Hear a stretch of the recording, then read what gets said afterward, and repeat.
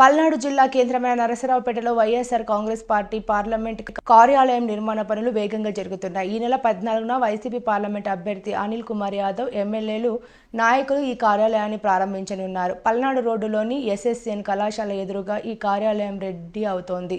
కాగా ఆ రోజున అనిల్ కుమార్ యాదవ్కి నరసరావుపేట వెలుపల భారీగా స్వాగతం పలికేందుకు కార్యకర్తలు ఏర్పాట్లు చేసుకుంటున్నారు. ఆ రోజు పట్టణంలో భారీ ర్యాలీ నిర్వహించనున్నారు. ఈ రోజు మీ అందరి ఆశీస్సులతో పల్నాడులో అడుగు పెడతా ఉన్నా. పల్నాడు ప్రజల ఆశీస్సులు ఉంటాయి.